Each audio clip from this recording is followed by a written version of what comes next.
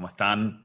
Mi nombre es Alejandro Artopoulos, soy sociólogo, especializado en transformación digital, eh, profesor de la Universidad de San Andrés y, bueno, soy también director del Centro de Innovación Pedagógica de la misma universidad.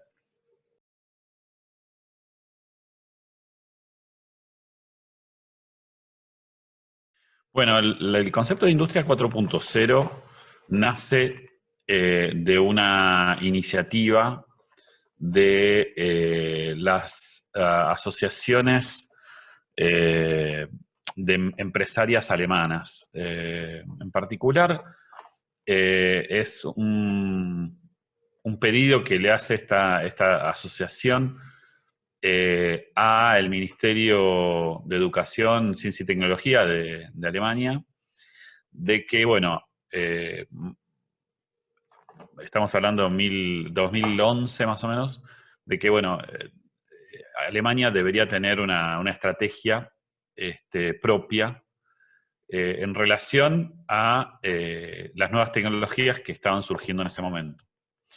Luego de esta iniciativa fue llevada adelante por esta asociación de empresas e ingenieros, pero también por la empresa Bosch, y luego fue tomada por el ministerio y, bueno, impulsada por ese ministerio. Eh, a esa estrategia la denominaron Industria 4.0 en alemán, por eso hay que decirlo Industrie, no sé cómo se pronuncia en alemán, pero es así. Y después esta misma iniciativa fue levantada por otros países europeos, de manera que fue una iniciativa europea, pero luego se extendió a la industria tecnológica en general, fue adoptada por la industria tecnológica en general. Lo cual muestra también, digamos, el éxito, ¿no?, de esa iniciativa. Ahora, lo fundamental de esto es que hay que entender esta iniciativa como una iniciativa, digamos, tecnológica, industrial, ¿no?, económica, de retomar el liderazgo, pero una respuesta geopolítica a los desafíos que le planteaban a los alemanes y a Europa en particular, los dos polos, digamos, de liderazgo tecnológico, bueno, que en ese momento y siguen siendo Estados Unidos y China, ¿no? O sea, digamos, la preocupación de estas empresas es, bueno, las empresas líderes en estas tecnologías, estamos hablando de inteligencia artificial, Internet de las Cosas, Big Data, etcétera, son las GAFAM, ¿no?, las empresas líderes en Estados Unidos, más las empresas chinas que en espejo están desarrollando el mercado asiático, ¿no?, como puede ser, bueno, Alibaba o Tencent. Eh, entonces, lo que plantean es, tenemos que tomar estas tecnologías e impulsarlas en aquellos lugares donde nosotros somos fuertes. Bueno, claramente empresas como Bosch, como SAP,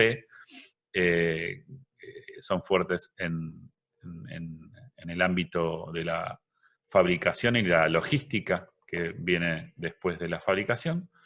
Entonces, bueno, en definitiva, esta iniciativa, que tiene un componente geopolítico y de liderazgo industrial, termina completando un cuadro que se inició con lo que en el MIT llamaron la transformación digital. Entonces, a fines, más o menos en el 99-2000, ¿no?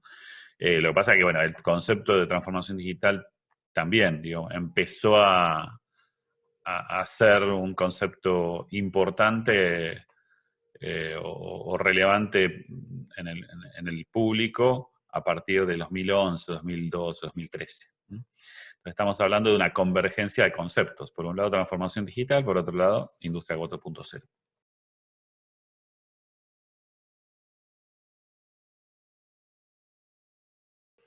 Sí, el concepto que elaboraron eh, eh, parte de la idea de, bueno, definir que lo que está sucediendo en este momento, por lo menos en ese momento, 2012, era que estaba aconteciendo, empezando la cuarta revolución industrial, en donde el elemento tecnológico central, a diferencia de la tercera revolución industrial, que serían los PLC, o sea, la primera robótica industrial, ahora pasamos a una segunda generación de robótica industrial, que son los sistemas ciberfísicos. Este, es un concepto interesante, pero hay que decirlo, es un poco, pone en tensión un poco la idea, porque lo que se denomina tercera y cuarta revolución industrial, tranquilamente podríamos denominar también primera y segunda revolución informacional, ¿no? Y ahí marcaríamos una diferencia entre lo que fue la revolución industrial, con sus dos olas, la primera y la segunda, y la revolución informacional que nace con la computadora personal e Internet, ¿no?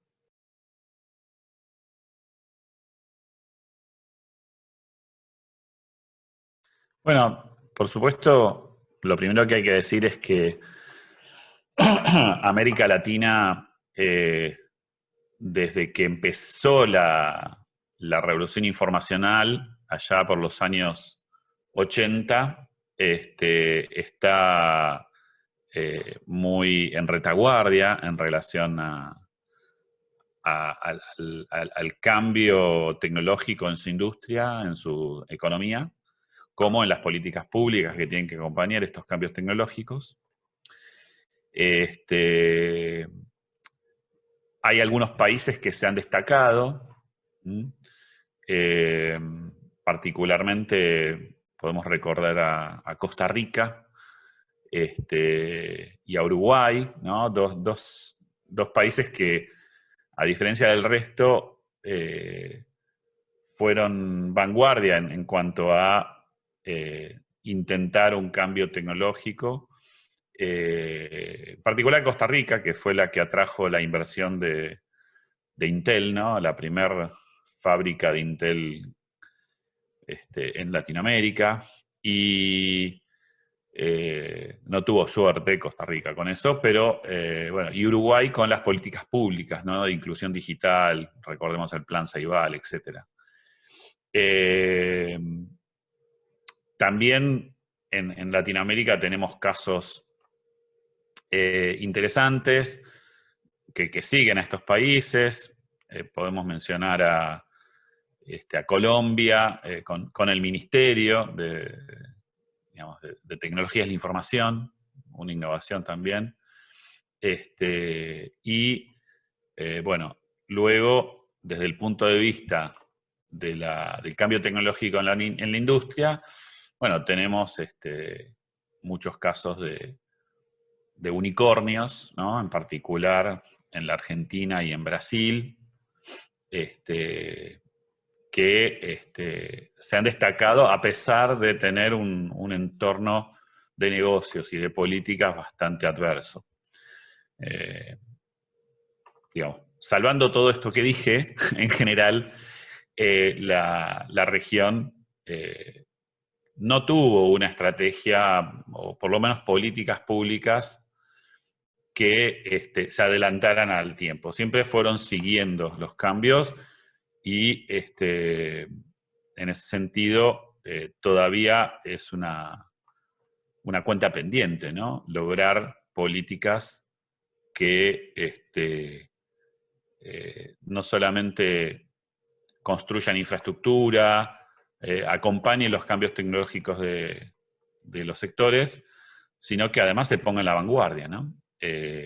Es muy, bueno, el ejemplo que les voy a dar es bastante conocido. En la Argentina, en el 2004 tuvimos la ley del software, que luego con las renovaciones se fue transformando en ley de la industria del conocimiento. Sin embargo, a pesar de todas esas leyes, no se ha logrado resolver uno de los problemas, uno de los cuellos de botella centrales que tiene esa industria, que es la formación de recursos humanos. Digo, desde el comienzo, en el 2004, la ley del software apuntaba a mejorar la formación y a invertir en I+D, en pymes, y ninguno de esos dos objetivos se lograron. O sea, sí se logró el estímulo de la industria con las exenciones impositivas y el estímulo para la mejora de la calidad de las exportaciones y la inversión en I+D en empresas grandes y medianas, pero no se logró impulsar la I+D en pymes y no se logró tampoco la multiplicación de la formación de nuevos recursos humanos.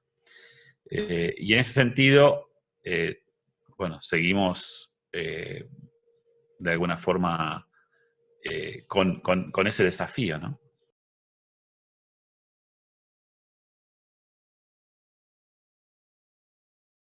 Sí,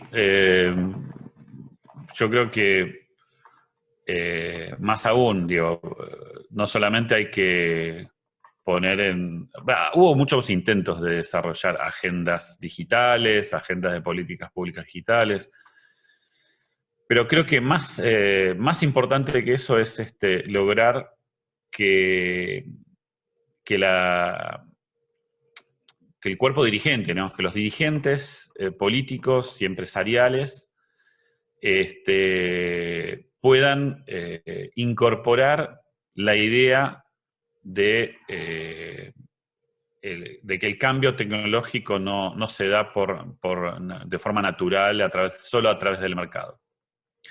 Eso, a pesar de que hemos tenido gobiernos que, digamos, piensan que el Estado tiene que jugar un rol importante, siempre han delegado en el mercado la transformación tecnológica. Y eso es un error bastante extendido en toda la región, que lo estamos pagando caro, lo seguimos pagando caro. Entonces, me parece que los dirigentes, si ellos mismos no entienden de qué va el cambio tecnológico, la transformación digital o la industria 4.0, deberían saberse asesorar con especialistas para tomar las decisiones adecuadas. Esto lo estamos viendo ahora en la pandemia. O sea, la pandemia hemos enfrentado toda nuestro primer semestre de 2020 en emergencia, porque ninguna empresa, ninguna institución, ninguna escuela estaba preparada para trabajar en línea permanentemente. Y eso fue una corrida que tuvimos que sufrir entre marzo y agosto, ¿sí? Ahora, después de agosto, septiembre, la dirigencia empezó a pensar que la única solución es la vacuna. Porque sufrieron tanto que pretenden resolver todo mágicamente con la vacuna. Y la vacuna no va a resolver eso en el 2021. Entonces, creo que, como pasa siempre en Latinoamérica, estamos enfrentados a situaciones de emergencia que nos evitan o nos impiden pensar la estrategia. Y creo que la situación de pandemia que hemos vivido nos debería hacer pensar seriamente acerca de una estrategia a largo plazo. Estrategia que no desarrollamos en los 90, porque cuando empezó el proceso de digitalización en los 90, la estrategia fue solamente trabajar para el ABC1. O sea, en los 90 nunca se pensó que iban a desaparecer los videoclubes, iba a aparecer Netflix, y que todo el mundo iba a necesitar banda ancha, no solamente las grandes empresas o los barrios privados. Y hoy estamos pagando las consecuencias, porque tenemos a 40% de los chicos sin ver a sus docentes porque no tienen la banda ancha suficiente para tener un Zoom o un Google Meet. Lo cual nos lleva a una contradicción. Por un lado, sabemos que el futuro está en la industria del conocimiento, pero no tenemos los recursos para conectar al 40% de nuestros chicos. Eso sin decir que, por otro lado, el resto del 60%, sus docentes no creen que la conexión por Internet sea importante. Digo, todo el mundo está pensando en volver al aula.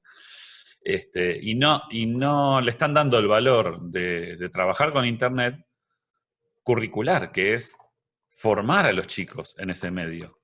Digo, por supuesto que estamos en emergencia y que dar clase en Zoom permanentemente es un sinsentido. Digo, que es mejor la presencialidad.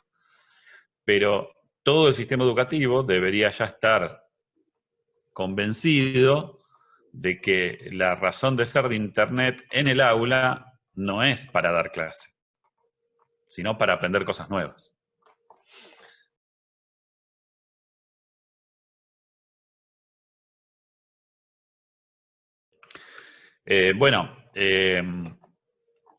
Ahí me parece que la transformación de la ley del software en la ley de industria del conocimiento lo que provocó fue una mutación en los objetivos de la política pública. Que como pasa habitualmente, cuando la política pública intenta algo y no le sale, después lo abandona, ¿no? Entonces, cuando empezó en el 2004 la ley, no había prácticamente exportaciones, ¿sí? Hoy sabemos, las exportaciones se han multiplicado N veces. Ahora, el aprovechamiento de empresas nacionales de esas exportaciones es parcial. ¿Sí? La gran parte de esas exportaciones las aprovechan multinacionales. Eso en sí no está mal. El problema es que no genera un efecto multiplicador en toda la economía. Es un enclave, es una economía de enclave que solamente beneficia a una parte pequeña. Entonces, bueno, en ese sentido yo creo que habría que retomar aquellos objetivos de política que no se pudieron resolver y intentar resolverlos. Por ejemplo, con las pymes. O sea, las pymes, tanto las que trabajan para el mercado interno como las exportadoras, necesitan transformación digital, necesitan talento para que incorporen inteligencia artificial, robots, Internet de las cosas, plataformas, etc. Entonces, en ese sentido, lo que necesitamos es una visión un poco más amplia respecto de qué recursos humanos necesitamos. Digo, si solo pensamos que vamos a hacer una economía de enclave, estilo Bangalore, que vamos a vender horas de programación premium o de soporte técnico premium, bueno, así vamos bien, no tenemos que hacer nada. Pero si queremos transformar todo el tejido industrial y de servicios, y agropecuario también, digo, no hay que olvidarse de las pymes agropecuarias, bueno, hay que hacer muchas cosas diferentes. Una de esas cosas es formar recursos humanos más amplios, en donde se mezcle, por ejemplo, lo agropecuario con la transformación digital, o lo industrial, ¿no? o el diseño de nuevos productos industriales con lo digital. Por ejemplo, la industria juguetera es un ejemplo interesante que he estudiado. Pero también hay que tomar decisiones de política de infraestructura.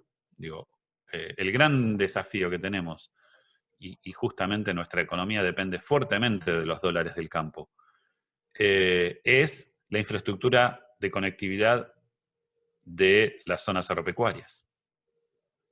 Hoy tenemos tanto tecnologías, digamos, de fibra óptica como de satelitales, que pueden ser una gran solución, o como el 5G, que pueden ser una gran solución para la conectividad. Pero nadie está haciendo algún plan estratégico respecto de eso. Por ejemplo, en el gobierno anterior se intentó empezar a hacer un plan de inteligencia artificial, Plan Nacional de Inteligencia Artificial, que es lo que hicieron muchísimos países durante los últimos 8 años. Y todavía ese plan está pendiente, todavía no logramos cerrar un plan nacional de inteligencia artificial. Entonces, cosas para hacer hay muchísimas.